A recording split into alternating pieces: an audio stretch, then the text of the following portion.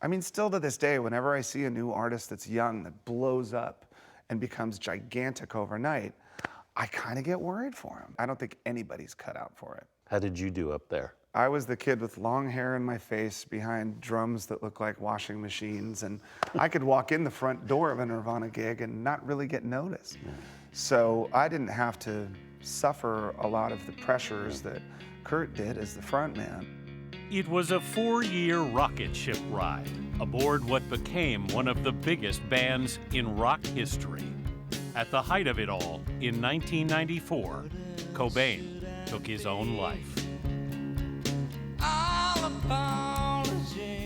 Where are you right after Kurt dies? Just lost. I went through a really dark period where I couldn't really even listen to the radio because it broke my heart just to hear music.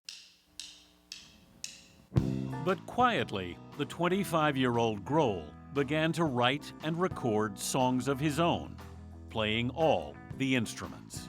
I went to the cassette place down the street and said, could you make 100 of these? And made a little card to go in it. Yeah. And I just started giving it out to people. And I called it Foo Fighters because I wanted people to think it was a group.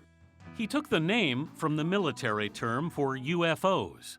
I mean, I've always kind of been a UFO nut, but I also, it almost sounded like a gang, you know, does. like a karate gang or something like that. So, yeah, it worked. In 1995, those songs were released as the first Foo's album.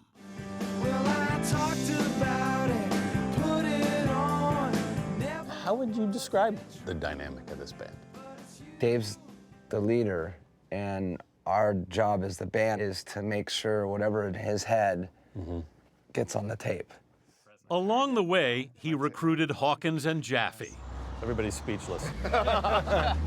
Chris Shiflett on lead guitar, Nate Mendel on bass, and guitarist Pat Smear, who was a touring member of Nirvana.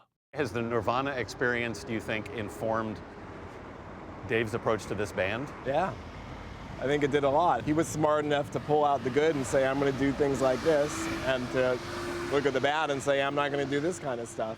Have there been moments this band has been in trouble? Oh, God, yeah. Yeah. 2001. That year, Taylor Hawkins nearly died after a heroin overdose. He spent 2 weeks in a coma, and Grohl did not leave his side. Were you aware he was there every day? Yeah, that was heavy time, but he was always there, and he's always been there. That's when you forget about the band.